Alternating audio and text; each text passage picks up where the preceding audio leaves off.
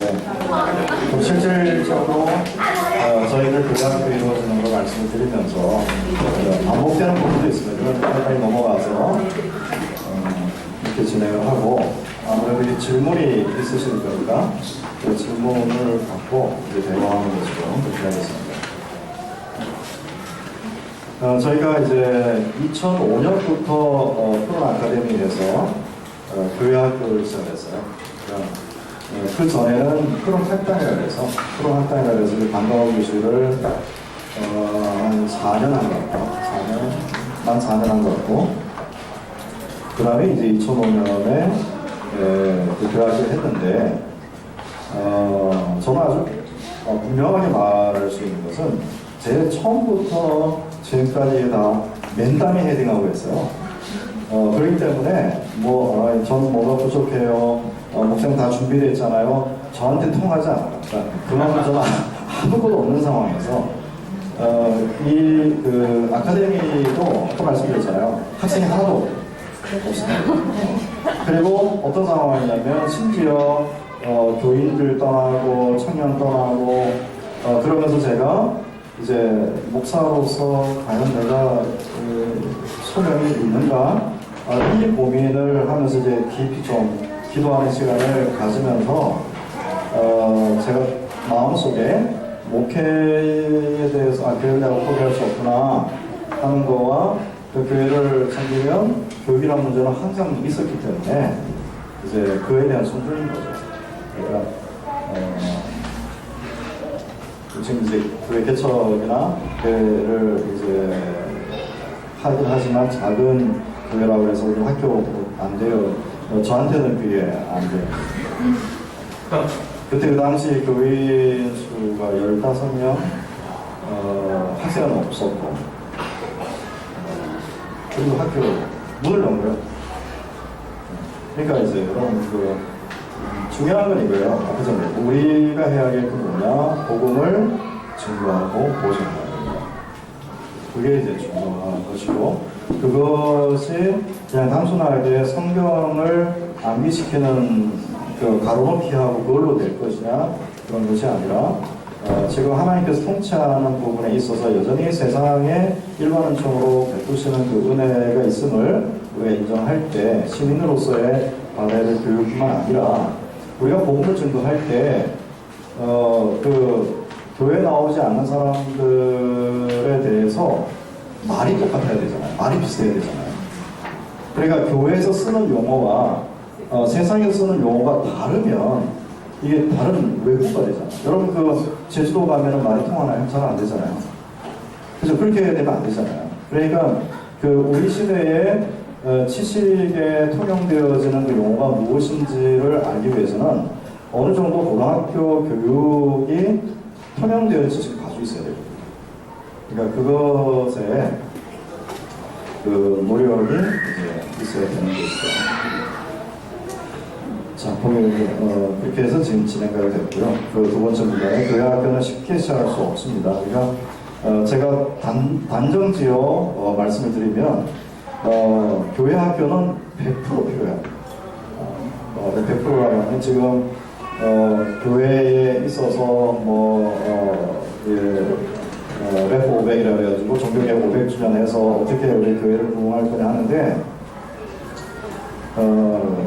신앙생활 잘하면 특별히 문제 없어요.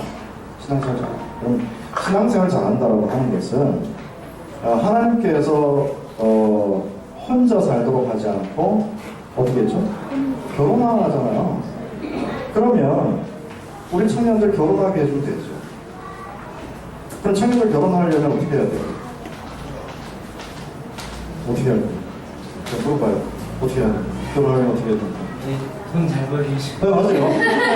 왜냐면 돈이 있어야 되잖아요. 그럼 돈을 잘 벌게 하는 것은 뭐가 갈려져 있어요? 특히 우리 시대에. 지식이잖아요. 그러니까 이게 그냥 또 청년 너 여자도 없냐? 뭐 이렇게 말해서는 안 되고 그 청년들의 고민은 결혼을 해서 살기가 너무 어렵단 말이에요. 그리고 자녀를 낳는다는 것도 굉장히 두려움이란 말이에요.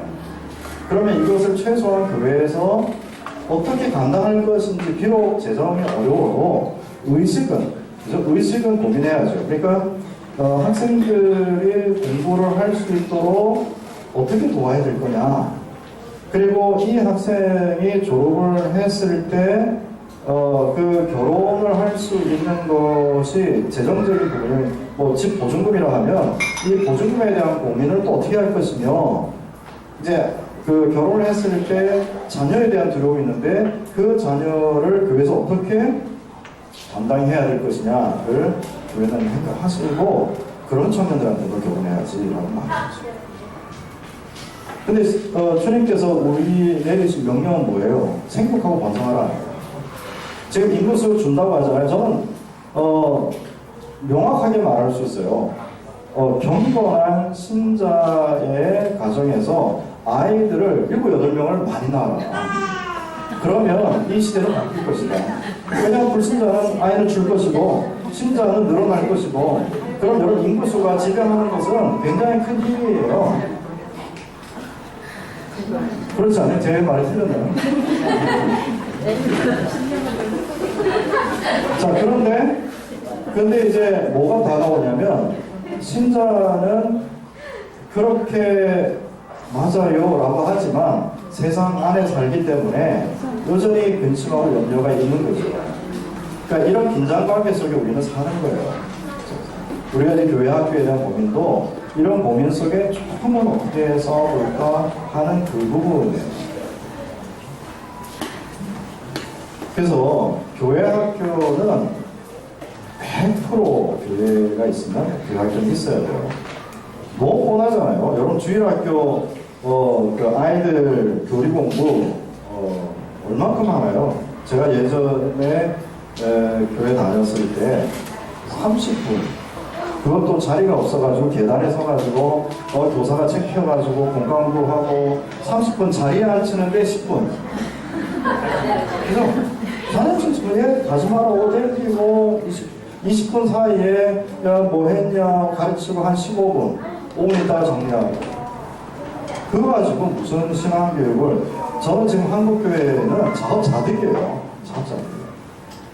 실제로 구체적인 싸움을 했어야 되는데 그걸 다 놓쳐버리고 외적인 것을 붙잡아서 오는 곳에, 여기에 이제 어느 교단에 그 아이를 많이 놓으면 감사장 준다는데 택도 없어요. 감사장을 주는 게 아니라 돈을 줘야지.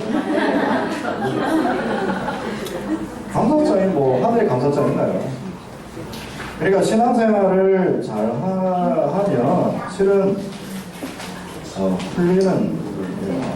근데 이제 그것이 우리가 사회를 벗어나서 정한 건 아니기 때문에 이런 고민을 하는 거죠. 그러니까 100% 필요한데 또 반대로 100% 어려워요.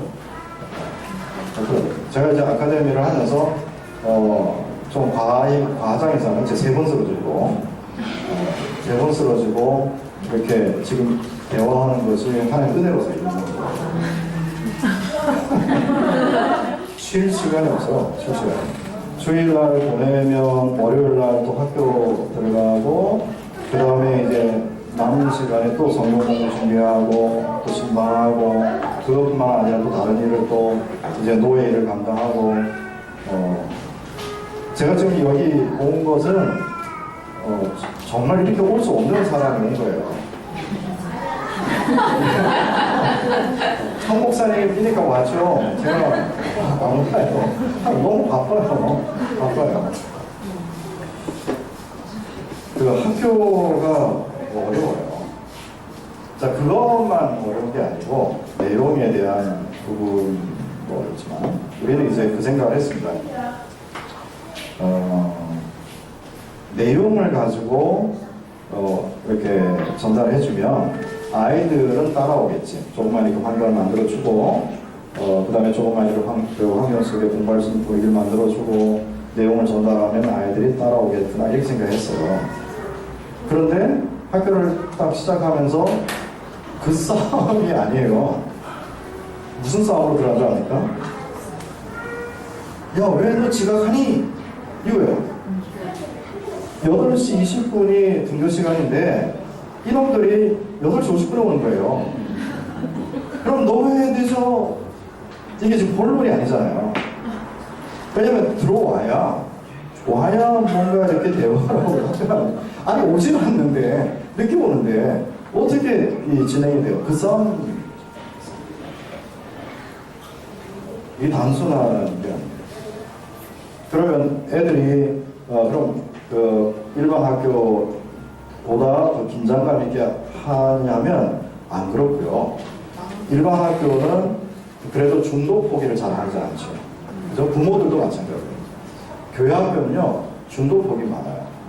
제가 제일 신뢰하지 못하는 그룹이 있는데 목사 그룹.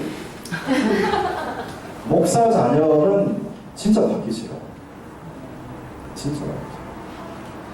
목사들이 듣는 게 많아서 맡겨놓고 최소한 아이를 맡기면 우리는 3년을 생각해야 되잖아요. 그래서 3년. 목사 맡겨놓고 6개월 그만두겠죠. 아니면 2년쯤 되면 이제 그만두지. 고3이 들어와서 그리고 막 계획을 세우면 저희 집에서 가르치게요. 쉬워요. 그렇게 그냥 그게 쉽게 이루어지고 또 아이들도 마찬가지로 긴장감이 학교는 막 이제 경쟁하는 관계잖아요. 근데 교회 학교는 가족 같은 관계예요. 긴장이 확 풀어져요. 그러니까 공부해라 하면 네 하고 안 해요. 긴장이 없으니까 가족 관계. 왜냐면 매를 드는 것도 아니고 왜냐면 어떤 면에서는 좋은 말로 자기주도 학습. 좋은 말로. 이걸 다른 말로 하면 방치. 그 싸움, 이 밀고 당기는 싸움이 이제 양심의 싸움을 하는데 너가 안 하면 너가 할 때까지 그 싸움을 하는 거예요.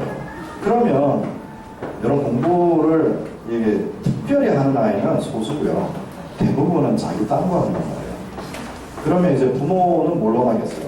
얘가 대학 갑니까? 우리가 초반에 이제 왕따 당하는 아이들을 좀 받았어요. 왜냐면 저희는 광고를 잘 안 해요. 광고를 거의 안 했어요. 안 했어요. 아예 광고는 안 했어요. 안 했는데 이제 그냥 물어서 연락 와서 아이 우리는 아닙니다 하고 거부했는데 목사님 우리 꼭 아이 챙겨주세요. 우리 아이가 지금 학교에서 다니는 게 너무 어려워. 들어보니까 진짜로 너무 어려운 아이예요. 그래서 받아줬어요. 받아줘서 처음 왔을 때 그 아이의 상태를 보니까 불안 증세 있고 그리고 뭔가 이렇게 좀 지시적인 게 나오면 아이가 거기에 대해서 그냥 경직돼 버리고 이런 게 있었는데 그 아이를 그냥 단순한 생활 그러니까 학교 그다음에 그 당시에는 이제 우리가 늦게 기도회도 같이 하고 또 수영을 청소 이렇게 아주 단순한 라이프 사이클을 가지고 했더니 뭐 TV라든가 아이들이 교육받는 것을 좀 차단하게 되죠. 그렇게 되면 아이들의 정서가 아주 안정감을 줘요. 회심이 아니고 아이가 갖고 있는 성격을 낳는다. 그거 지금 이제 아이들의 모습이 부모 책임이 많은 것이 실제로 부모가 아이와 함께 그 환경을 잘 마련해 주면 아이의 정서는 도전적이지 않습니다. 마귀가 부추기지 않는 이상은 도전적이지 않아요. 아이 정서, 저는 그거를 이렇게 아이들 속에서 회심하는 건 아니에요. 그러니까 아이가 나와지는 거예요. 그러니까 아이가 아이다워지니 부모는 욕심이 나죠. 우리 아이 공부는 어떻습니까? 그럼 와서 보세요. 그 아이는 그 인격적인 부분이 그 싸움 하는 데에서 시간이 간 거예요. 공부는 그 다음 문제라고요. 근데 부모는 이쪽으로 아카데미 보내면 이제 2년 지났으니 성적 나와야죠. 이렇게.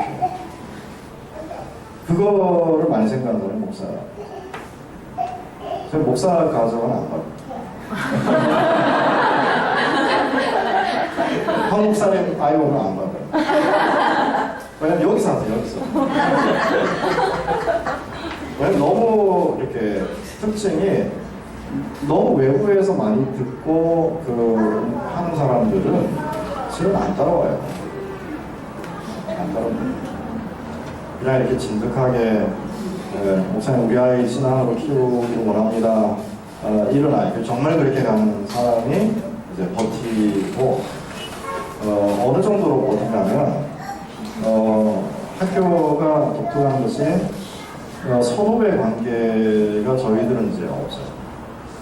그러니까 이제 공부하는 것이 함께 이루어지니까 영어를 하더라도 중학교 1학년 그 다음에 고등학교 2학년 지금 같이 한 반이에요. 시험 보면 누가 잘 볼 것 같아요? 중학교 1학년 1등이에요. 우리 아카데미는 역대적으로 중학교 1학년이 전교 1등이에요. 왜냐면 중학교 1학년은 시키는 걸 열심히 하거든요. 그 다음에 이제 서서히 풀리는 거예요. 그러니까 이제 그 선후배 관계가 긴장 관계가 아니라 도와주죠. 어느 정도로 되어 있냐면 심지어 우리는 재수도 우리가 함께 해요. 그러니까 아이들이 재수를 해도 우리 학교 아카데미 안에 같이 해요. 그리고 전혀 어색하지 않아요. 왜냐하면 우리는 재수를 했느냐 안 했느냐가 중요한 것은 네가 때가 됐느냐 안 됐느냐. 그러니까 그 정도로 신뢰를 부모가 할 때 이제 그 다음이 이루어져요. 자, 그런 내용이 이제 첫째는 누가 잘 사느냐 정립이 필요해요. 누가 잘 사느냐. 어르신은 누가 잘 산다고 생각하세요?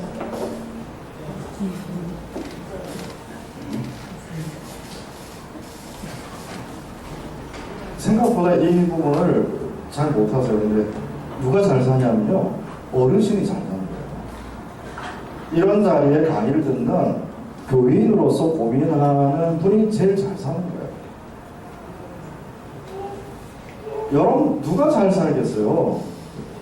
뭐 여러분 생각할 때 일반적으로 사회에서 명망 있는 사람이 잘 산다고 생각하세요? 잘 사는 거 아니에요. 잘 사는 것은 자녀와 계속 소통을 하고, 그리고 내가 인생을 마무리할 때 내 주변에 나를 이해하는 나의 함께하는 교회가 있고, 그죠?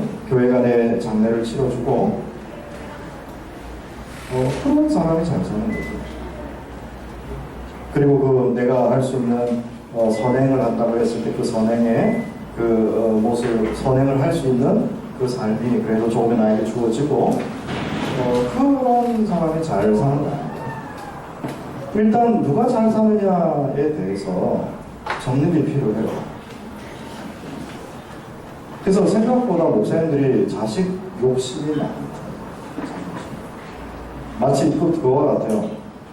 청년한테 야 내가 어떤 자료를 나한테 소개해 주면 좋겠냐.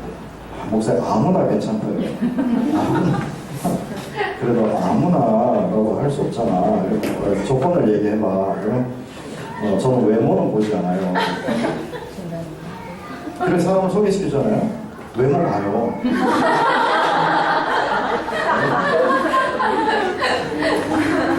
그래서 아예 너 무슨 외모로 원하니? 이렇게 물어요. 그렇잖아요. 외모, 사람 다 외모 봐요. 외모 다 봅니다. 그래서 이제 깔매는 사람은 외모를 보기 때문에 5초를 넘어가면 그건 죄고 5초만 봐야 된다는 거야. 딱 1, 2, 3, 4, 5 딱 넘어가요. 자, 이제 누가 잘 사느냐가 중요합니다. 그래서 이것은 반드시 학교는 교회 지도를 그래서 받아야 돼요. 그래서 첫째, 두 번째, 이런 뜻에서 교회 학교는 세상 교육에 있어서 교회 지도를 받아야 돼요. 교회와 상관없는 기독교 학교가 자유롭고 힘이 있는 듯 하지만 교회 정체성이 모험 초교파적 성격을 띠고 현실적인 어려움 때문에 결국 신앙 정신을 포기하고 세속적인 사상과 방식으로 운영되는 경우가 많다. 그 학교를 기독교 학교라고 해서 우리는 뭐 초교파적으로 복음을 전하고 이렇게 받았어요. 그래서 아이들이 뭐 50명 왔어요. 그럼 그 50명에 해당되어지는 사이즈가 될 거 아니에요? 그죠? 그러니까 이 하드웨어를 구축할 때 50명 사이즈의 비용이 들어갔단 말이에요. 그런데 시간이 지나다 보니까 50명이 아니라 줄어들어요. 줄어들으니까 현실적인 문제가 오잖아요. 그러면 전에는 50명에 있어서 기준이 좀 엄격했지만 이제는 그 기준이 허물어지고 누구나 다 받는 구조가 되죠. 그래서 거기에는 정신이 우선이 아니라 현실적으로 사느냐의 문제로 들어가서 이제 기독교 학교는 이름만 있을 뿐이고 안에 들어가 보면 일반 학교와 다르지 않고 오히려 그보다 더 안 좋은 형태로 가버리죠. 그래서 여러분 학교할 때 갖는 그 가장 중요한 것이 여러 개 있는데 그 중에 중요한 게 뭐냐면 학교가 폐교가 되면 그 피해자는 가장 약한 아이들이다라는 생각을 반드시 하셔야 돼요. 그러니까 그 마음이 없는 교사는 오래 하지 못해요. 저희도 이렇게 경험한 교사 중에 그만둔 교사 중에 항상 자기 지식이 우선이에요. 근데 실은 지식 중요한데 누가 더 중요하냐면 아이와 함께 끝까지 같이 고민하는 사람이 중요해요. 어른들 사이에 교사는 잠시 이제 뒤에도 나오겠지만 우리 교사는 월급이 없습니다. 그래서 우리는 그 교회 학교로 돈을 벌 생각을 해서는 안 된다. 왜 돈을 벌 수 없다. 투자를 생각해야 됩니다. 투자. 교사는 투자를 해야 됩니다. 그리고 재택근무와 교사를 이런 거든지 아니면 남편이 벌고 아내가 교사한다든지 아내가 벌고 남편이 교사한다든지 투자를 가지고 그리고 이거를 해야 됩니다. 안 그러면 생활비를 학교에서 나올 수 없어요. 그러니까 이 생활비나 이걸 하기 위해서 기본적으로 기독교 학교의 그 학비가 높은 거예요. 저는 깜짝 놀라 350만 원도 있어요. 매월. 그래서 제가 도대체 이게 학교냐? 기독교 학교이랍니다. 근데 그렇게 가면서도 실제로 그 실력에 따른 일반 학교 교사의 월급보다 70%밖에 못 받아요. 그러니까 350만 원은 많은 것이고 일반적으로 100만 원에서 150만 원 합니다. 그러지 않으면 학교 운영이 안 돼요. 그러니까 다들 이제 어려운 것이 그런 현실적인 문제. 근데 아예 애초에 그거 생각 안 해요. 아예 할 수가 없어요. 만약 그렇게 했어요. 그러면 여러분 교인들이 그것을 감당할 수 있는 교인은 서울에서 돈이 많은 사람들이나 아니면 지방에서 유지들 외에는 없어요. 근데 교회를 구성하는 교인들을 보면 서민들이에요. 그러니까 서민들의 자녀가 목사님 나는 여기 정말 이 학교에 나는 배우고 싶어요 라고 했을 때 그 서민들의 자녀를 받을 수 있는 구조여야 되잖아요. 이거 할 수가 있어요. 아까 0.5%인데 뚝 떨어져서 이제 0.3%. 포기하셔야 돼요. 교회 학교로 돈을 번다는 것은 포기하셔야 되고 예전에 어린이집으로 교회 운영을 하는 그런 형태는 절대로 생각해서는 안 되고 그거의 최종적인 피해자는 학생이에요. 그래서 교사는 그 교회의 교인이어야 돼요. 아주 특별한 사람을 제외하고는 저희도 우리 교사들이 8분인데 우리 교회 교인입니다.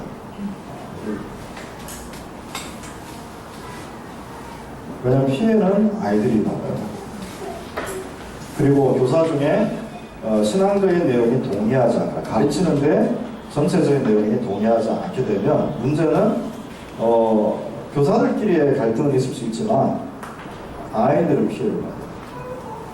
그래서 교사의 입장에 신앙고에 분명하냐, 가르침에 따라오겠는데 교회 치리를 받느냐, 이런 게 이제 중요한 거죠. 그 다음에 둘째로 무엇을 가르쳐야 하는가 해서 교사와 교과 과정이 중요한데 교사에 있어서 이제 지난 부산에 가서 강의를 할 때 이제 어떤 자매가 이제 손을 들고 교사의 자격을 이제 얘기했어요. 그래서 교사 자격이 할 때 첫 번째 딱 든 것이 긍휼한 마음이 있어야 된다. 긍휼한 마음이 있어야 된다 할 때 뭐가 이제 긍휼한 마음이죠? 긍휼한 마음이 있어야 되는 뭐냐면 내가 인생을 이렇게 좀 살아와, 그러니까 아이들보다 좀 살았는데 인생을 살다 보니까 인생에 있어서 이게 아니구나, 내가 잘못 살아왔구나, 내가 우리 아이에게 있어서는 바른 것을 좀 말해야 되겠다, 그리고 이 아이에게 그 옳은 것에 양심에 대한 싸움을 좀 해야 되겠다, 좀 인내하면서 이들을 끌어야, 이런 기본적인 아이들의 삶에 대한 그 마음이 없이는 교사를 하면 안 돼요. 그래서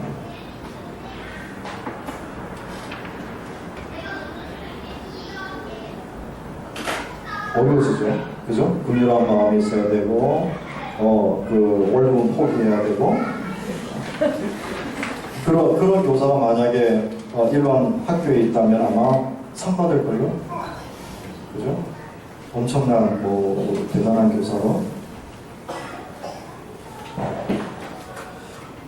실제로 그 9페이지 보시면 작은 아이들을 하고 수가 적어도 발생이 다요. 뭐냐면 지금 우리 학교의 아카데미에 아이들 때리는 거, 그 다음에 욕하는 거, 소외하려고 하는 게, 이런 것은 없어요. 이렇게 무시하고 이런 거 없습니다. 심지어 욕 없습니다. 없어요. 그러나 그런 사이에서도 아이들 갈등해요. 아이들 갈등. 그러니까 인간이 죄인이라는 것을 이제 확인하게 돼요. 삐뚤어져. 왜냐면 아이 스스로가 삐뚤어져 있는 심성이 있고, 그 다음에 도경. 이렇게 갑자기 애들이 그때 한 30명 정도 됐었어요. 애들이 와가지고 목사님 자꾸 물건이 없어진다. 이제 그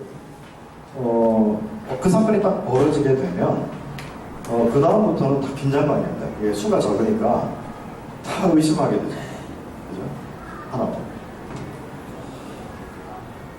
저는 이제 제가 얼마큼 좀 순진하니까 이걸 했죠. 순진 안 했으면 제가 안 합니다. 다시 하라는 전 안 합니다.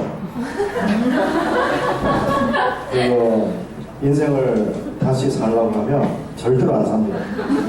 저 이제 그 사람한테 칭찬을 받으려고, 저 이제 신혼여행 때 사진 보면, 제가 좀 동안이긴 한데 신혼여행 사진은 정말 대학교 1학년 때 찍은 그 사진처럼, 대학 1학년에 결혼한 것처럼 그런 사진이에요. 제가 그걸 딱 이제 찍어놓고 핸드폰에 놓고 난 다음에 하루 만에 후회하고 지워버렸어요. 왜냐하면 그 시간부터 지금까지 너무 험악한 생활을 살았기 때문에 기억하고 싶지가 않은 거예요. 다시 나 돌아가고 싶지 않다. 나는 영원한 나라만 바라보고 가지 다시 돌아가고 싶다.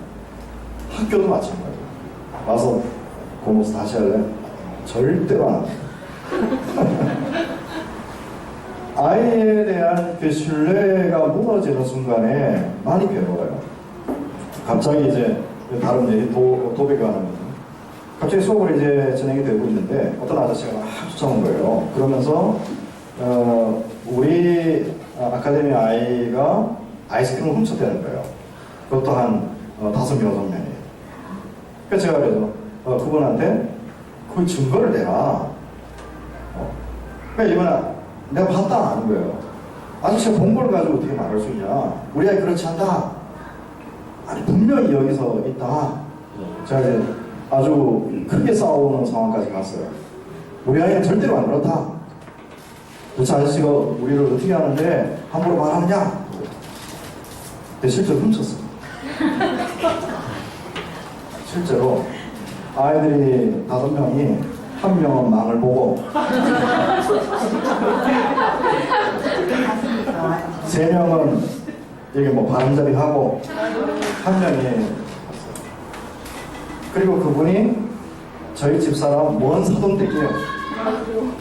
가서 정식으로 사과하고 이놈들 이럴 수 있느냐 하고 난리를 친 적이 있어요. 그러면서 저 자신을 또 보는 거죠. 왜냐면 저도 예전에 집에 어머니 지갑에서 돈을 훔쳐 뭐 상황은 다 설명할 수 없겠으나 아무튼 훔치면서 이제 애들하고 얘기를 해요. 나도 마찬가지로 그랬는데 너희들이 이럴 수 있느냐? 이제 이 양심의 싸움을 하는 거예요. 도변. CCTV를 설치하느냐 마느냐 이 고민도 했어요. CCTV를 설치하는 순간에 뭐가 깨지죠? 신뢰가 깨집니다. 여러분 그 교회도 마찬가지로 교회 할 때도 가장 강한 구조인 듯 하면서도 내일이라도 박살이 나는 게 뭐냐면 믿음의 구조이기 때문에 선한 마음을 갖고 하나님 앞에 살고 하나님의 선한 일을 하려고 하는 마음이 있어서 그 신뢰가 딱 깨지는 순간에 당장에 그것은 없어집니다. 그래서 CCTV를 설치하는 순간에 그때는 아이들은 이제 위선을 넘어가는 거죠. 고민이 많았어요. 왜냐하면 많이 없어지고 나중에는 발각이 됐어요.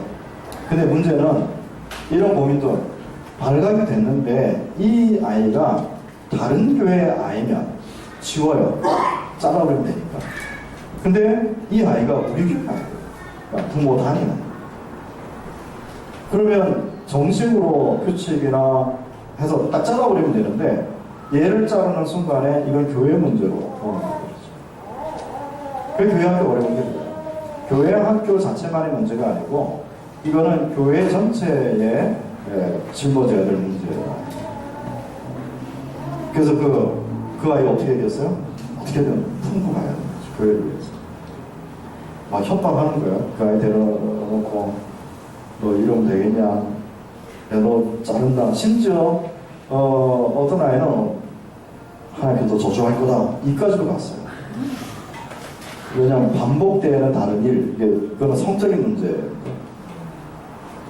작은 공동체 안에서 이제 서로 누가 좋아 이것도 생기고 그것도 그 문제 어렵죠. 이게 다 벌어져요. 그럼 또 하나에는 숫자가 적어도 꼭 무기력한 아이가 항상 있어요. 그냥 잠만 자는 아이. 대책이 없어요. 대책이. 그냥 수업을 딱 시작하면 잠들어서 아침 9시에 잠들어가지고 5시까지 갈 때 깨어나요. 그것을 수능 끝날 때까지. 그래서 올해 그 아이가 지나갔으니 해방이다 했더니 그 다음 연도에 또 그 아이가 있고 걔가 지나갔으니 올해 또 있어요. 이상하죠. 그렇게 무기력한 아이가 꼭 한 명씩 이제 있어요. 지금 그 아이한테는 제가 20번 넘게 너 자른다. 온갖 협박 공간을 얼르고 달래고 하면서 협박 공간을 다 해도 안 바뀌어요. 문제는 부모입니다. 그러니까 아이도 문제. 이 아이가 왕따를 당해서 온 아이인데 정말 심하게 웬만하면 안 봤는데 정말 심한 왕따였어요. 어느 정도 심했냐면 그 중학교 1학년 때 얘가 이제 파카를 입고 세부상 파카 노스페이스인가 뭐 그걸 입고 갔는데 이제 이 아이의 옷에다가 칼로 쫙 찢은 거예요. 그 찢었는데 이제 등 위에까지 상처가 난 거죠. 그러니까 왕따도 당하고 그리고 그 상황이니까 엄마가 이제 가서 이제 학교를 뒤집어 놨어요. 그냥 뒤집어 놨는데 이 아이가 하는 말이 엄마 그러지 마. 쟤네들도 불쌍한 아이야. 그러니까 이 아이는 굉장히 좀 왜곡되어져 있어서 그것이 마치 자기가 착한 것으로 나타나는 거예요. 그 굉장한 열등감 속에서 있는 건데 자신이 자기 얘기를 하지 못하고 방어하지 못하고 또 옳고 그름에 대한 분별을 못하는 그런 자신을 보는 게 아니고 그냥 이제 남한테 엄마가 뭐라고 얘기하면 그건 엄마 나쁜 일이야 이렇게만 생각해요. 근데 자기는 아주 철저히 당해버리고. 그 아이를 이제 저희가 중학교 2학년 때 받아서 지금 고3입니다. 이 아이는 똑똑해요. 뭔가 자기가 설명한 거는 정말 잘해요. 근데 딴 거 관심이 없어요.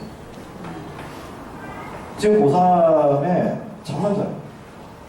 제가 얘한테 정말 20 넘게 짜증나 마음대로 오시라 해서 얘기를 해도 아이에 대한 판단이 분명하지 않아요. 네, 그런 경우 열등감이 오면 겸손해야 될 것 같죠. 열등감은 굉장히 자존심을 세게 해줘요. 열등감에서 교만함이 굉장히 강해요. 이 열등감, 성적, 교수력 이런 문제들이 학생들이 그러니까 이거에 대한 싸움을 교사가 해야 된다. 그러니까 긍휼한 마음이 없이 어떻게 이걸 하겠어요? 그죠? 생활은 뭐예요? 투잡을 제가 얘기 말했죠. 그죠? 지금 선생님들은 다 투잡이에요. 그러니까 그런 상황에서 이걸 감당해야 되죠. 자, 근데 세 번째, 9페이지의 세 번째입니다. 지금 연봉의 상황에 0.1%로 떨어졌죠. 도저히 이건 불가능하다는 거예요. 만약에 16, 17세기 개혁신앙에 따른 교회 학교가 한국에 세워져 개혁신앙에 근거한 학문을 제대로 가르쳤는데도 오늘날처럼 척박한 상황이라면 모든 게 절망이에요. 그리고 학교를 세운다는 게 무의미해져요. 그런데 16, 17세기 개혁신앙의 부요함으로 세워진 교회 학교는 여태까지 없었어요. 이것이 16, 17세기 종교개혁 정신을 잇는 교회 학교 설립 근거이고 교사도 이와 같은 시대적 확신이 있어야 하는 것이고 진리에 대하여 세상은 거부하거나 무시하지만 이런 현실에서 진리의 증인된 자로 교회 학교 교사를 귀하게 여길 때 귀한 일을 감당할 수 있어요. 그러니까 교회 학교의 필요성은 너무나 절대적입니다. 지금 예길교회 같은 경우는 지금 황 목사님이 개혁파 신학에 대해서 진지하게 관심을 갖고 심지어 교회로서의 표현을 생각하고 있기 때문에 여기에서 교회 학교를 생긴다고 하면 이것은 전 세계적으로 몇 안 돼요. 전 세계적인 학교예요. 저는 이제 그런 거를 처음에는 저는 잘 몰랐어요. 왜냐하면 이제 너무나 현실적인 고민이었으니까. 개척을 하고 그것도 마찬가지예요. 저는 이제 분명히 말씀드리죠. 저희가 개혁교회를 이루어가는 것이 지금은 이제 어느 분이 골동품 교회라 골동품 교회라 이렇게 할 만큼 개혁교회에 대한 소중한 것을 이제 갖고 진행을 해가는데 교인들이 개혁주의를 잘 알고 온 게 아니고요. 그냥 일반 아주머니들 그리고 그냥 정말 일반 교인이었어요. 근데 이제 가르치고 또 시행착오하고 이러면서 이제 정리되어서 나왔어요. 그러니까 가능해요. 목사가 소신을 갖고 들여다니까 하면 하나님께서 어느 단계에 있어서는 빛이 줍니다. 그런데 그 개척교회에 있는 그 부모가 자기 자녀를 그 개척교회에 계속 남겨야 되겠다고 생각을 거의 안 합니다. 나는 개척교회를 다니지만 내 자식만큼은 큰 교회로 보내고 싶다. 내 자식만큼은 학교에서 잘하도록 하고 싶다. 딱 보니까 열심히 가르쳤어요. 뭐 내용을 가지고 설교를 하고 그랬는데 현실적인 판단에서는 늘 다른 쪽으로 해요. 교회를 저만 생각하고 했었다면 그리고 진리를 보존한다고 생각할 때 교회를 후대로 생각할 때 반드시 아이 문제를 해결하지 않으면 이것은 교회가 자라갈 수 없다. 제가 캐나다 가서 이렇게 느껴서 더 분명하게 확신을 갖은 게 그때 처음 제가 갔을 때 가기 전에는 뭐 캐나다 하면 살기 좋은 곳 그리고 사람들이 좀 더 이렇게 뭔가 선진국 속에 있으니까 좀 더 세련미가 있어 보이고 또 그래요. 그래서 우리 아이들을 12명을 데리고 갔어요. 그때 이제 큰 아이가 중학교 1학년, 이제 작은 애들이 초등학교 4학년인가 12명. 그러니까 처음 가니까 그게 뭔지 모르잖아요, 제가. 지금도 영어를 뭐 유창하게 하지 못하고, 그때도 뭐 못했고. 근데 이제 아까 그때는 프로학당이었는데 아이들한테 좀 새로운 걸 경험시켜 주자 해가지고 캐나다를 이제 데리고 갔죠. 다시는 안 가요. 다시는 그런 거 하면 안 돼요. 여러분 그렇게 할 사람이 있으면 제가 맡겠습니다. 다시는 하지 마세요. 죽습니다. 저는 이제 아무것도 모르고 애들한테 좋은 걸 주겠다고 하고 가서 에드먼튼인데 밴쿠버를 거치고 에드먼튼이에요. 근데 밴쿠버에서 짐을 안 찾으면 상관이 없는데 밴쿠버에서 짐을 찾고 다시 에드먼튼 가는 비행기에 올리고 그렇게 가는데 이 짐을 찾고 옮기는 과정에 12명을 다 데리고 이것이 아예 안 잃어버린 게 정말 감사할 일이고 영어도 잘 안 되죠. 애들은 딴 생각 없어요. 애들은 뭐 새로운 환경이 좋잖아요. 우리가 이리 뛰고 저리 뛰고 혼자 붙잡고 이 애들 챙기고 비행기 태우고 힘들게 갔어요. 한 3주간 에드먼튼에서 아이들하고 지내는데 정말 신나게 놀았어요. 가서 뭐 고생은 했지만 신나게 놀았지만 가서 볼 때 여기에 애들을 보내고 싶진 않아요. 그리고 혹시나 나를 청빙을 해도 나는 여기는 안 오겠다. 그러면 하나님 앞에 죄를 범하겠다. 그만큼 굉장히 그냥 그 에드먼튼의 삶이라는 것이 노력한 만큼 돈을 벌어요. 그런데 일정해요. 어느 정도로 일정하냐면 집사님이 주일날 예배 안 왔어요. 그래서 전화 걸었어요. 집사님한테. 집사님 왜 어저께 안 오셨어요? 주일이었어요. 나는 주일이 오늘인 줄 알았는데 이렇게. 그러니까 이 체크를 하지 않으면 나이 드신 분들은 뭐 언제인지를 모를 만큼 아주 그냥 일정한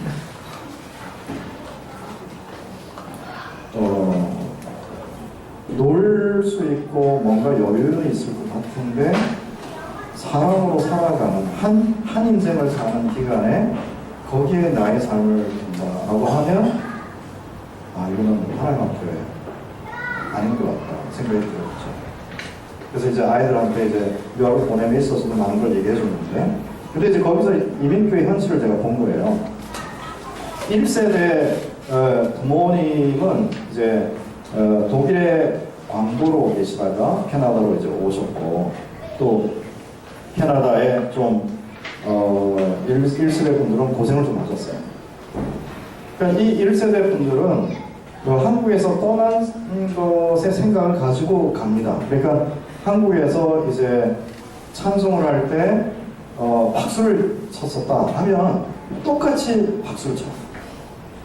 그러니까 1980년대에 한국을 떠났어요. 신앙의 내용을 가지고 모습을 가지고 이분이 2010년에도 똑같은 것을 가지고 이게 이상하죠. 근데 거기에 이제 사시는 분들 보면 70인들이에요. 어르신이 80세 되신 어르신이 제가 강의를 하고 난 다음에 대화를 하는데 목사님 내용 참 잘 들었습니다 하고 이제 대화를 하는데 목사님 제가 이대 나왔습니다. 이대 무슨 과 나왔습니다. 80세에 된 어르신께서 그런 분들이 이제 있는 거예요. 근데 이제 불행은 그 1세대의 그럼 2세대 또는 1.5세대의 아이가 그 동일한 신앙을 갖고 가느냐 하면 안 그렇다는 거예요. 그 부모님은 한국 사람의 설교를 듣지만 1.5세대나 2세대는 캐네디언의 그 파스터를 통해서 들어요. 근데 문제는 캐네디언 파스터가 50일 계통이에요. 장로교회에 동일하게 예배를 드리는데 장로교회 어른들은 장로교회에 그래도 그 설교를 듣는데 학생들은 오순절 계통의 설교를 들어요. 달라져. 부러울 거 하나도 없어요. 그렇게 하는 거죠. 외국에 사는요, 부러울 거 하나도 없어요. 그거를 이제 해결하는 거예요. 개척교회에 있어서도 문제가 똑같은 거예요. 어른들이 이 개척교회를 할 때 여기 너무 소중한 교회고 교회와 나와 함께 가야 된다는 생각을 가지고 있어야 이곳 속에 내가 아이를 키운다고 되는 거지. 그렇지 않고 일반적으로 교회를 부풀리는 거 하면 그래서는 아이를 거기 들어가지 않아요. 그래서 16, 17세기의 개혁 정신에 대한 우리 고박에 대한 것이 이제 교육들이 있어야 되고, 그 다음에 둘째의 그 커리큘럼에 있어서 딱 시간이 났으니까 두 가지 말씀드리면 성경과 팩트예요. 그러니까 우리가 율법에 근거한 부분도 좀 말했지만 그 어떤 내용으로 커리큘럼으로 들어갈까 할 때 성경이 바탕이 되고 그 다음에 하나님의 섭리이죠. 그러니까 하나님께서 지금도 다스리고 있잖아요. 그러니까 지금도 다스리시는 것을 우리가 연구해야 되잖아요. 그러니까 지금도 다스리시는 거 뭐냐면 지금 접촉하는 게 사실이요. 그죠? 팩트란 말이에요. 그러니까 이 사실과 관련해서 해석해낼 수 있는 힘을 키워야 돼요. 그래서 그걸 하려면 헬라 히브리어 해야 되죠. 그죠? 헬라 히브리어 해야 돼요. 근데 헬라 히브리어를 이런 분이 있어요. 개혁교를 하신 분이 우리 아이 홈스쿨링 하면서 헬라 히브리어를 가르친 사람들이 가끔씩 있어요. 근데 그렇게 접근을 했을 때는 굉장히 잘못된 결과가 나왔습니다. 정말 히브리어 헬라어를 하려면 성경에 나와 있는 히브리어 헬라어만 해서는 안 되고요. 그 시대의 히브리어를 해줘야 돼요. 그러니까 그 시대의 히브리어와 성경 히브리어를 같이 해줘야 의미가 드러나요. 그러니까 헬라어를 한다라고 하면 성경에 있는 신약 성경 헬라어만 하는 게 아니라, 그죠? 그리스 신화 또 그리스 문화와 관련된 그걸 그리스어를 가지고 해줘야 성경의 언어뿐만 아니라 힘이 생기는 거예요. 근데 이것이 그럼 과연 그렇게까지 우선순위에 둘만 하냐라고 하면 그렇지 않습니다. 그럼 뭐가 우선이냐? 공부할 때 아까 7학년에서 1학년까지 이제 외국 사람을 거꾸로 얘기하죠. 우리는 1, 2, 3, 4 이렇게 하지만, 근데 1학년에서 우리가 차근차근 올라가는 부분에 얘기하면 한국말을 잘해야 돼요. 제가 지금 아카데미 하면서 실수를 여러 개 한 것이었는데 그 중에서 아주 큰 실수 중에 하나가 제가 국어를 너무 쉽게 생각해요. 저는 국어를 한국말 하면 되지. 한국말 하면 되지. 그리고 제가 눈높이면 우리 애는 그 한국말을 하고 이 정도는 됐겠지라고 착각을 한 거죠. 그러니까 제 수준으로서 우리 아이를 이제 본 거예요. 우리 아이들. 그래서 이제 뭘 강조했냐면 영어를 강조했어요. 그런데 영어 공부를 하는데 못 따라와요. 뭘 못 따라오냐면 이해를 못 하는 거예요. 내용 이해가 잘 안 돼요. 그러니까 영어가 한 단어는 또 대략은 이게 뭐라고 얘기하지만 그 내용을 몰라요. 그러니까 결국 무슨 문제냐면 그러니까 한국어로 사색하는 힘이 없는 거예요. 그래서 제가 이제 반어 교수를 할 때 가장 큰 실수 중 하나입니다. 그래서 아이들에게 국어로 책을 많이 접해줘야 되고, 그 다음에 라틴어의 역할을 하듯이 영어를 하는 거죠. 한국 사회가. 그죠? 중국이라고 하면 중국말을 해도 됩니다. 근데 한국 사회에서는 영어를 해줘야 되고, 그리고 라틴어를 접근할 수 있어요. 라틴어를 해야 되는 이유는 교부들의 글도 라틴어고 종교개혁자들의 글도 라틴어예요. 그러면 그것을 어느 정도로 해야 됩니까 하면 한국에서는 불가능합니다. 한국에서 언어 교육은요, 불가능하다 생각해요. 특별하게 이제 영재 발굴단에 나오는 아이면 돼요. 그죠? 영재 발굴단 아시죠? 그래서 잘 보는 프로그램이에요. 왜냐하면, 왜 이렇게 접근하지? 이런 것 때문에. 그러니까 영재 발굴단에 나오는 영재나 천재는 가능한데, 일반 대부분의 아이는 불가능합니다. 이 얘기는 뭐냐면, 그래서 저희가 이제, 아이를 외국에 보내야 된다라는 것으로 이제 된 거예요. 노력을 해봐. 저도 이제 영어를 붙잡고 늦게 영어를 시작했어요. 그러니까 영어 시작했다는 게 뭐 문법하고 읽는 거는 이제 이제 했지만 이제 제가 그 시작하게 된 계기가 그때 제가 허리가 많이 안 좋았는데 이제 진단이 허리 수술을 해야 되고 허리 수술을 하면 6개월 동안 이제 병원에 있어야 되고 그리고 비용은 500만 원이 든다고 그때 교인 수는 적었고 그리고 그 당시에 이제 여러 일로 굉장히 어려운 상황이었을 때 제 자신을 너무 비참한 거예요. 과연 이런 상황에 계속 해야 되는가 하는데 이제 그런 비참한 생각을 들었는데 우리 큰아이가 TV를 보면서 그때 6살인가요? TV를 보면서 우리 아이를 보는데 우리 아이도 비참한 거예요. 이 아이를 내가 걸어온 길을 걸어가게 해야 되나 그러면 안 되지 않나.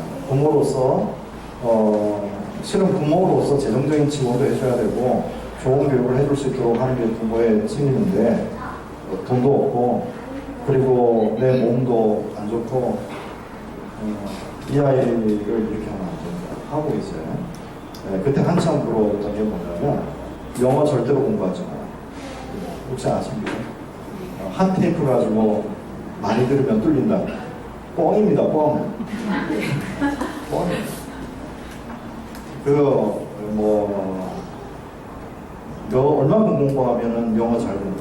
수은 뻥이에요. 여러분, 저도 많이 좋았어요. 그거 희망을 같이 주죠. 테이프 하나 하면은 이제 귀가 뚫린다. 뚫을 얘기는 뭐가 뚫려요? 4가지를 잘해야죠, 4가지. 뭘 잘해야 되죠? 많이 들어야 되죠. 그죠? 많이 말해야 되죠. 많이 읽어야 되죠. 또 하나 뭐죠? 많이 써야 되죠. 그게 방법이에요. 저한테 여러분, 제가 어떻게 공부하면 되죠? 그 4가지만 잘해요. 다른 거 없어요. 테이프 하나 가지고 무슨 영어가 돼요? 택도 없는 말이죠. 근데 거기 속았죠. 영어 절대로 공부하지 마라. 절대로 안 했죠.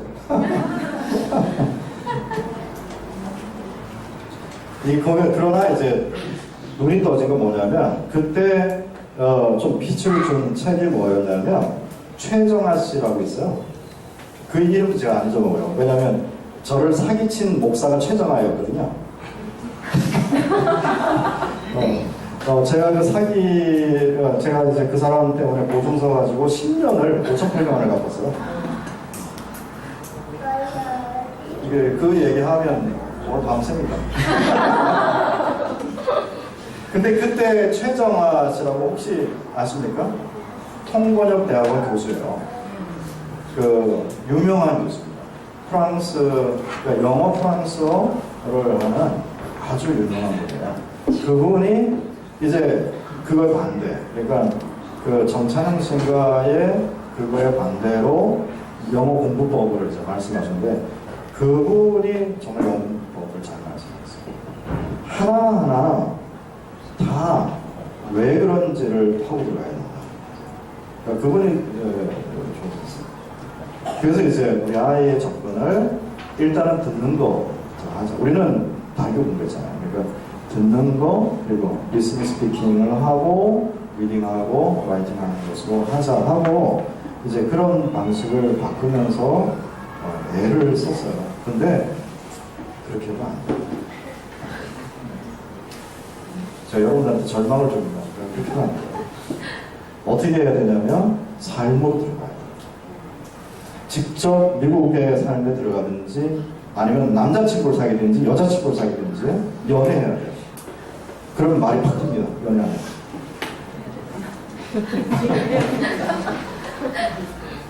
그거를 인정해 줘요.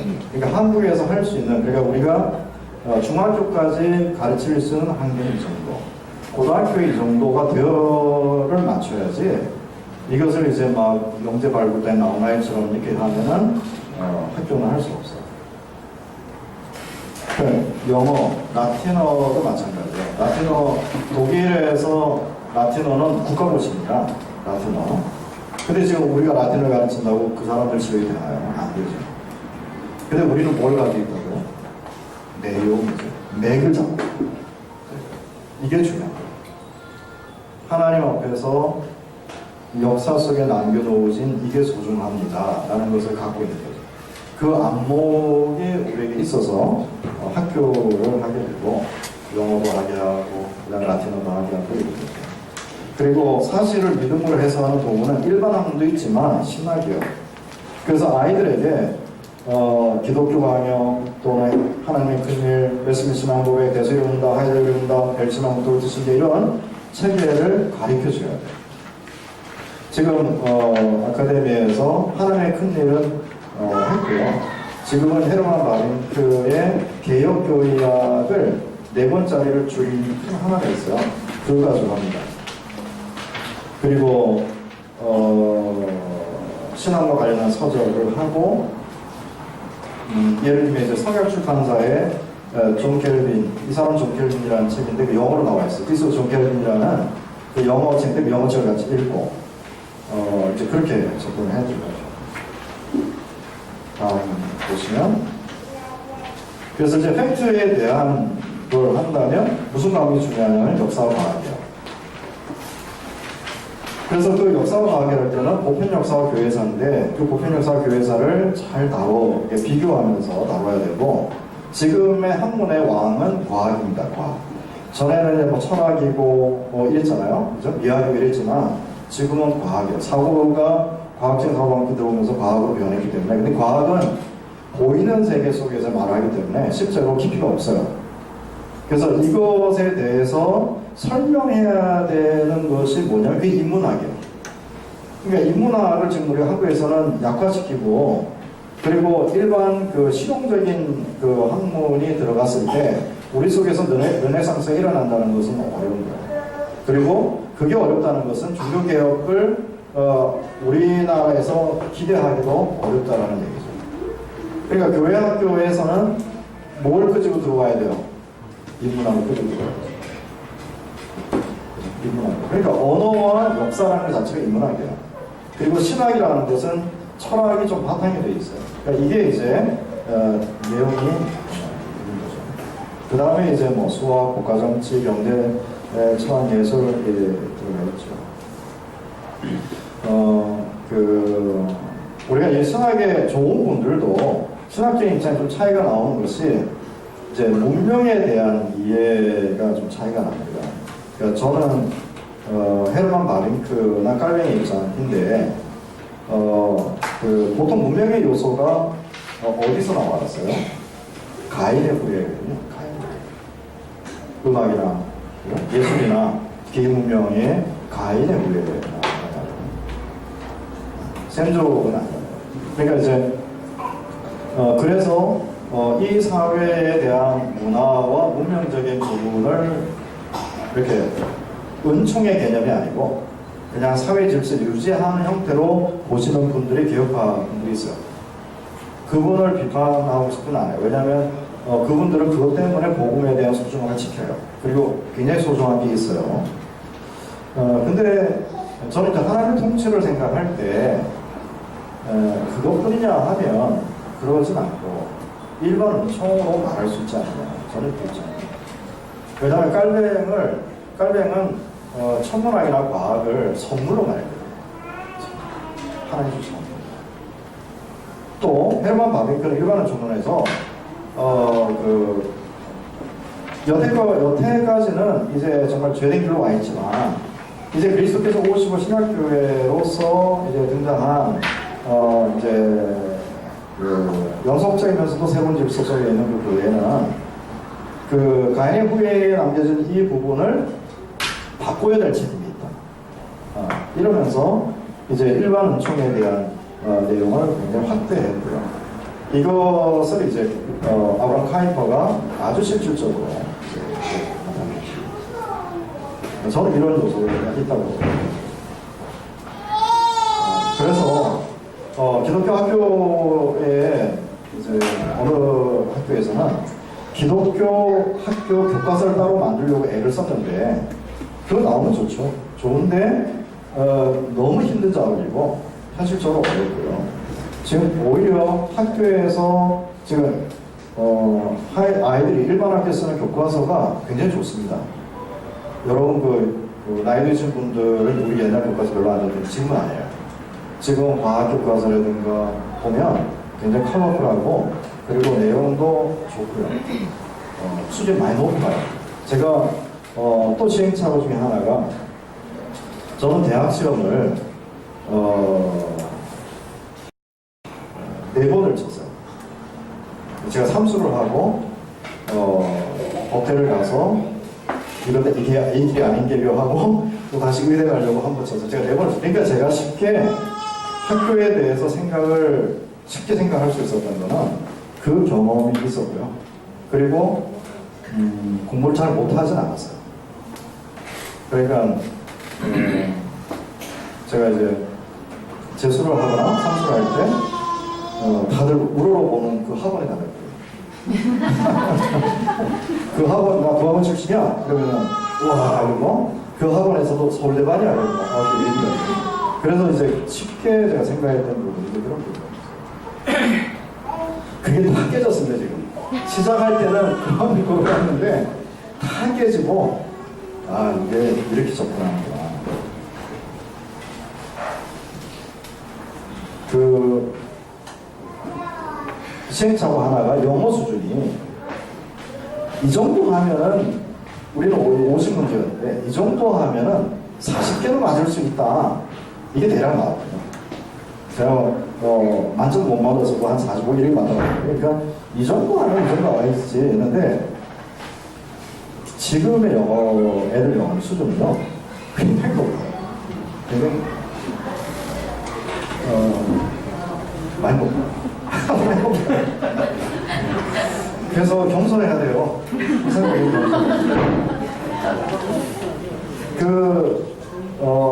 지금 교과서, 참고서, EBS 교재를 활용해도 됩니다. 단지 해설을 해주는 거예요.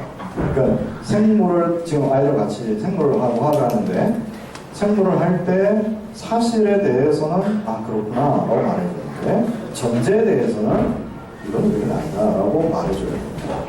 그러니까 그 전제를 이렇게 심어주는 거예요. 주사 놓듯이 심어주면 지금 이런 교재들로도 가능하다.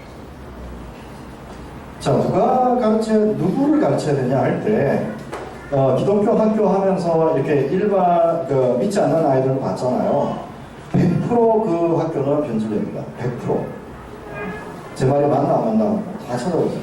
100% 변질됩니다. 되지가 않아요.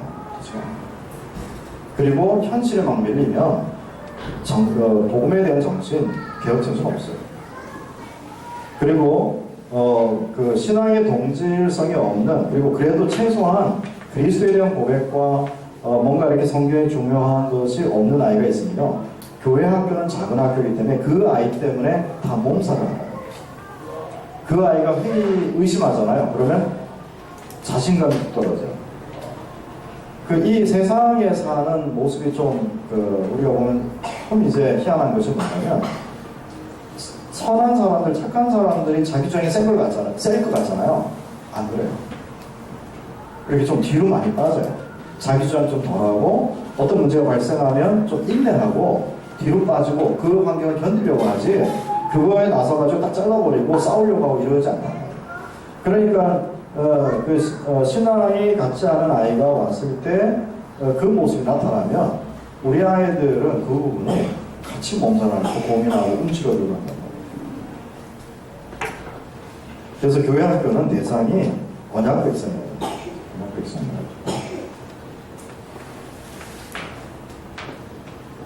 그리고 대상이 그 재정적인 문제로 고민하지 않도록 그럼 이제 무료냐? 무료는 아니에요. 저희도 최소한 정말 이렇게 최소한으로 이 하드웨어를 유지하는 선에서 해보니까 학교 유지는 월 25만원 그리고 식비는 다르니까 식비는 아이들이 많으면 비용이 줄고 아이들이 적으면 식비는 75,000원 그래서 토탈 하면 325,000원으로 매월 그렇게 지나요.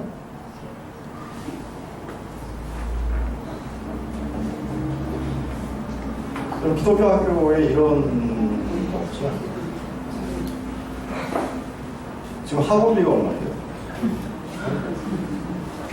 근데 이러면 이제 부모님이 감사할 것 같잖아요. 어떤 문제가 발생하면 우리는 전체적으로 생각해서 낮춰서 했는데 그 낮춰서 한 것의 혜택을 이 아이는 훨씬 더 다른 걸 누려봐요. 뭐 예를 들면 이제 노트북을 산다 그러면 엄청 비싼 노트북을 산다. 그럼 우리가 볼 때 우리가 왜 낮췄지? 저 집은 높여야 되는데 이런 생각이 들어요. 그래서 막 우리도 고민했어요. 차등으로 하자. 근데 이 차등이 쉽지가 않아요. 한 사람 이게 왜냐면 다 알게 되거든요. 누구 아줌마 얼마 내세요? 누구 아줌마 얼마 내세요? 이러면 이제 또 깨져버려요. 이게 쉽지 않아요. 그러나 우리가 정하는 건 최소한 서민들의 자녀가 왔을 때 감당하는 선에서 하자. 그러면 그 부모가 후원비를 낸 거 가지고 운영할 수가 없죠. 그래서 교회가 지원합니다. 교회가 지지하고 그 다음에 독지가들이 지원. 독지가라 해봤자 2명밖에 없어요. 그것도 적은 액수. 결국은 뭐냐면 우리가 몸을 떼어서 하는 거죠. 그러면 이제 목사님이 좀 공개를 하고 후원 요청을 더 하세요라고 할 수도 있는데 실은 이 몫은 교회가 담당해야 돼요.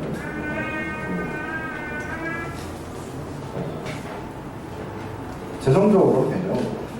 재정적으로. 그리고 거기에 이제 아이를 받았어요. 아이를 받아놓고 부모가 계속 유지할 수도 있지만 안 해요. 안 할 경우도 있어요. 그러면 그 아이를 재정 때문에 너 나가 이렇게 못하죠. 데리고 가요. 그래서 이게 이제 교회 학교의 0.1% 아닙니까? 네? 하고자 하는 야, 이게 가능하냐. 저희가 지금 12년째 하고. 자, 다음에 홈스쿨과 교회 학교를 비교해 볼 때 홈스쿨은 저는 이제 부모님의 동기는 귀하게 여겨요. 그런데 홈스쿨, 왜냐면 우리 아이를 제가 생각해요. 제가 그 큰 아이를 보면서 좀 제대로 내가 아이를 가르치고 싶어요. 제가 이제 공부를 하면서 좋은 선생님을 만났기 때문에 공부를 하면서 사상적으로는 어느 정도의 정리가 되었다라고 생각이 들었는데 놓친 게 있었어요. 놓친 게 뭐냐면 제가 언어를 놓쳤어요. 그러니까 누구하고 이제 논쟁을 했을 때 그래도 제가 방어할 수 있는 정도는 얘기는 하겠지만 그 자료와 증거를 대는 것이 다 한글 번역본이에요. 그런데 그 반대에 있는 쪽에 있는 사람들은 원자료를 가지고 말해요. 예를 들면 독일어를 낸다든지 영어를 낸다든지 뭐 해외를 낸다든지 제가 이제 깊이 후회하는 거죠. 그리고 회개하는 거예요. 그러니까 하나님께서 기회를 많이 줬는데 제가 그 관심이 별로 없었던 거죠. 언어에 대해서. 사상에 대한 정리만 하면 되지. 그렇죠. 그래서 우리 아이가 저처럼 고민하다가 저희 나이가 왔을 때 이 고민을 똑같이 한다면 너무 불행한 거예요.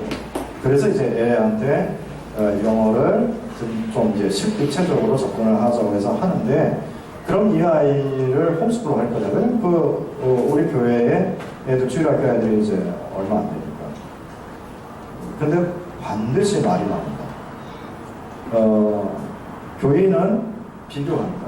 목사의 자녀와 그리고 자기 자녀의 비교를 해서 목사 자녀가 잘 되면 거봐, 목사는 자기 자녀만 생각하지. 또 우리 아이가 이제 잘 못하면 거봐, 저 공립학교 보내야지, 일반학교 보내야지, 저 홈스쿨 해가지고 돼. 안 되신다. 그럼 이것을 깨기 위해서는 내가 우리 아이한테 미안하지만, 실제로 우리 아이들한테 이제 미안한 마음이 있어요. 미안하지만 희생해라. 그래서 이제 학교를 함께 해요. 그래야 그 교회가 덕이 되고, 그리고 이런 문제들이 많이 차단이 된다. 홈스쿨 하게 되면 부모 중에 한 사람이 희생해야 돼요. 완전히 돼요. 그리고 그 부모는 능력이 많아야 돼요. 그러니까 같이 움직여야 돼요. 같이. 제가 영재 말불단에 이렇게 나온 걸 보면 그 부모 엄마의 노력이 엄청나요. TV에서야 이제 그 아이가 잘하는 모습을 하지만 실제로 부모가 그 받쳐주는 게 나오면 아마 일반 사람 못해요. 홈스쿨을 결정하려면 둘 중에 한 사람은 이 아이고 내가 붙잡고 해야 된다. 그러면 이제 교회 생활, 그 다음에 일반 사회 생활 이런 거 부모는 거기에 아이를 맞춘다. 과연 그것이 괜찮을까? 그래서 작은 학교를 저희가 선택한 거예요. 작은 교회 학교를. 그 다음에 이제 어떻게 운영해야 될까? 여러분, 교회는 국가를 의지해서는 안 돼요. 국가를 섬겨야 되지만 국가 정부에 대해서 요구하는 걸 우리가 함께 우리도 시민으로서 덕을 끼치는 섬겨야 되지만 의지해서는 안 돼요. 그래서 이제 전에 보면 교회들이 어린이집을 하면서 국가의 재정을 먹고 하는데 100% 깨진다 저는 분명히 생각했는데 100% 깨졌잖아요. 지금 어린이집 그런 게 안 나요. 국가의 녹을 먹어서는 안 돼요. 국가의 녹이 아니라 국가의 도움을 받아서는 안 돼요.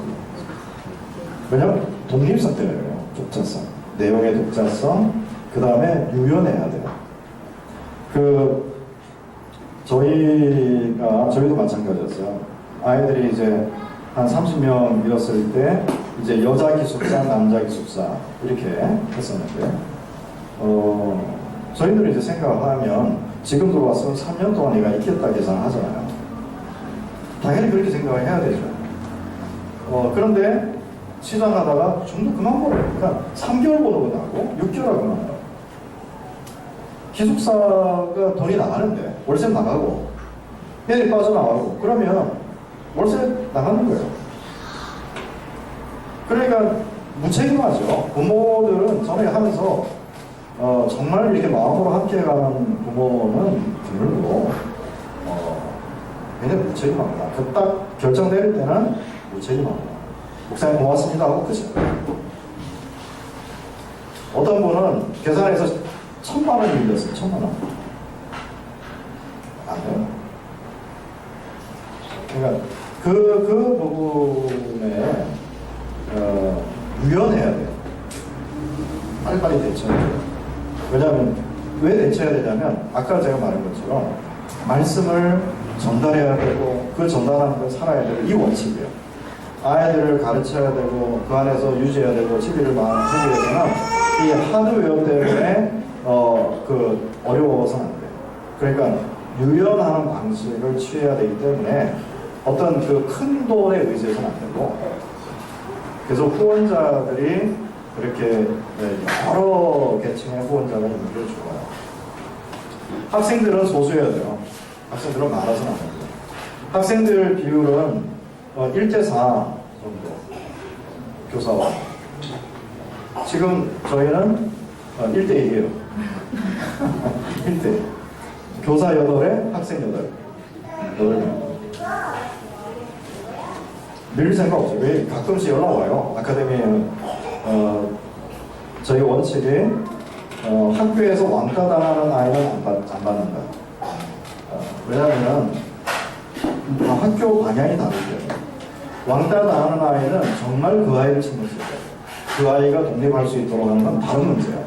근데 저희는 그 문제가 아니고 공부를 해야 되는 학교예요. 그러니까 공부를 해야 되는 학교이기 때문에 목적이 달라서 그 아이를 무시하는 게 아니고 그 아이가 여기 와서 못 간다 하기 때문에 저희는 그 학교에서 왕따를 당한 아이는 가르침을 받지 않고 그 다음에 신앙에 대한 내용에서 동질성을 좀 가지고 있거나 무조건 목사님 따르겠습니다라는 사람은 아니고는 맞지 않아요. 그래서 이 소수를 유지하고 저희 공간도 마찬가지로 10명에서 12명이 딱 적당해요. 저희 공간 1층입니다. 지금 이 공간보다 작을 수 있네요. 그 세 등분 해가지고. 그 다음에 이제 학교에 의존해서는 안 되고 후원으로 이루어집니다. 그리고 가난한 교인의 자녀를 염두한 부분에서 책정해야 됩니다. 이게 된다는 것은 곧 뭐가냐면 하나님께서 그 학교를 이끄신다. 그래서 제가 이제 그 학교를 얘기할 게 매뉴얼이 없어요. 그러니까 이렇게 하면 교회 학교가 잘 됩니다 라고 할 게 없어요. 왜냐하면 너무 변수가 많고 그리고 그 변수의 어려운 부분을 정말 하나님께서 이렇게 막아주셨기 때문에 이렇게 지금 12년의 시간을 왔지 그렇지 않고 이렇게 해서 유지된다라고 하는 것은 없어요. 그래서 여러분들에게 이제 제가 봤을 때 중3까지는 가능한데 그 마음이 정말 하나님 말씀을 이렇게 동시대에 증거하고 후대에 보존하는 것에 대한 깊이 있는 고민 속에서 시작하고 그리고 홈스쿨링 하는 분이 만약 계시다면 혹시 두세 명 있다면 이렇게 그룹 홈 하듯이 그러니까 인원이가 그룹 홈으로서 서로 소위 재능 기부하듯이 그렇게 해 가는데 문제는 그 하면서 서로 싸워요. 왜냐면 자기 자신만 보고. 근데 그것을 통제할 수 있는 딱 중심이 있는데 그 중심이 뭐냐면 일단 목사예요. 목사가 딱 그 중심을 놓고 배분도 하고 입장을 딱 자르기도 하고 또 싸우기도 하고 이래야 돼요. 목사가 그것을 하지 않고 그냥 그분들에게 놔두면 오래 가면 1년 1개월 안에 끝날 거예요. 인간이 갖고 있는 죄성이 지는 거예요. 그래서 여러분들이 제가 100% 해야 되는 일 연습으로 지금 이런 상황에서 그럼 우리는 어떻게 할 것이냐. 이제 한국생 어떻게 하실 거예요?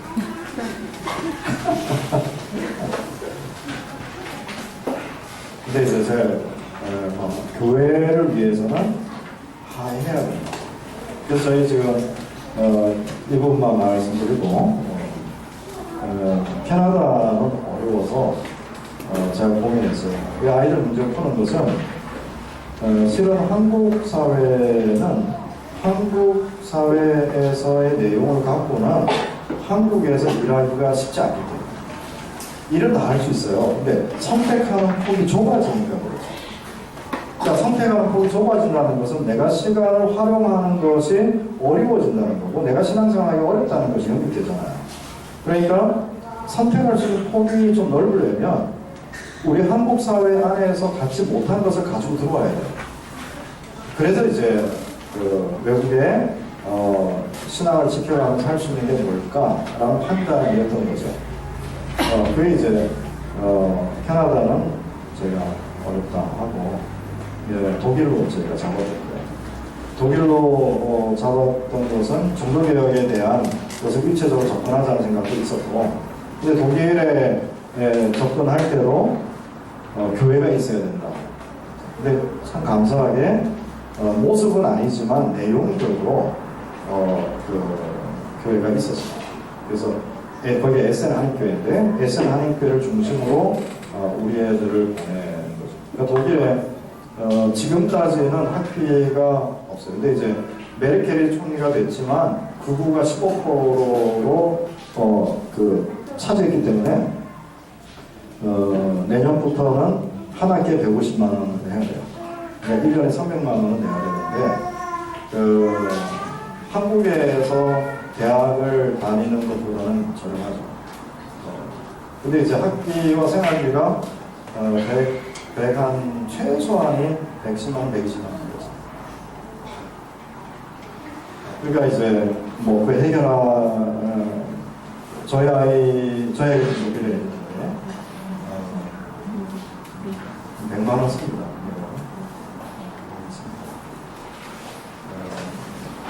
근데 이제 아이들이 이제 자라고요.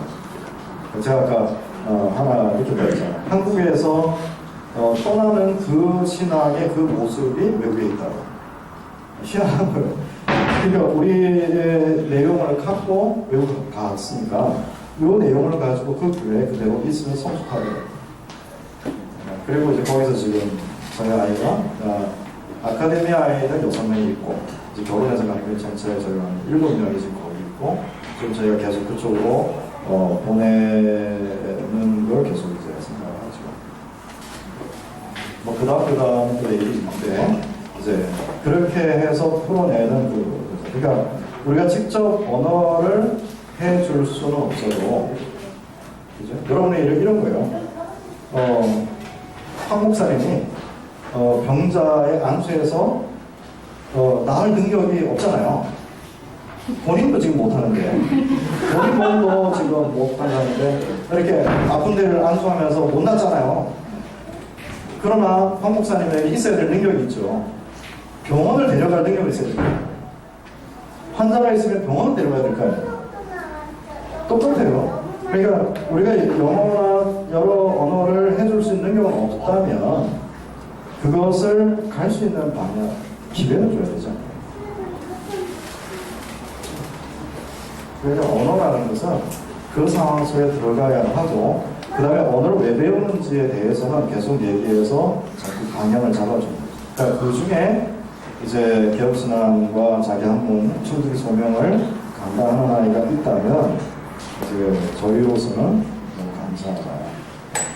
그 부분이 저도 12년 동안 이제 고3으로서만 머물렀다면 이런 강의나 이런 소개를 하지 않는데 이제 캐나다에 간 두 친구는 다 졸업을 했고 직장에 들어가 있고 결혼을 했고 그리고 독일에 간 아이들은 이제 거기로 가서도 지금 대학교 1학년을 지나고 2학년 들어간 아이가 있고 또 결혼해서 간 아이가 있고 또 한 아이 중에는 여기서 이제 대학원을 다니고 교환학생으로 독일에서 1년 수료하고 다시 와서 대학원을 다니는 정도 있습니다.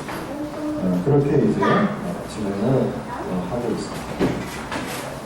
여러분들이 할 수 없는 건 아니고 하나님 앞에서 말씀을 하고 고민하면서 나와야 이것이 가능한 거죠. 제가 말씀드린 건 여기까지입니다. 고맙습니다. 혹시 질문 있으면